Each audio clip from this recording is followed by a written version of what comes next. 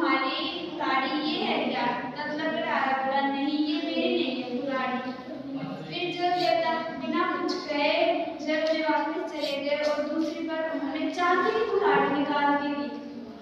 तब लकड़हारे से वापस पूछा कि तुम्हारी कुल्हाड़ी ये है? तब लकड़हारा वापस बोला, नहीं मेरी तो ये भी नहीं है कुल्हाड़ी।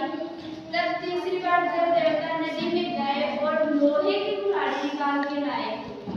तब उस लोहे की कुल्हाड़ी को देखकर लकड़हारा बहुत खुश हुआ और बोला, ये है मेरी कुल्हाड़ी। तो जल देवता उसकी सच्चाई ईमानदारी को देखकर उसको तीनों कुल्हाड़ियां दे दी।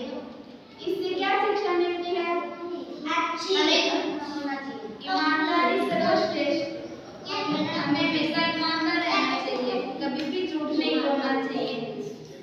आपको कहानी अच्छी लगी? याद भी हुई होगी?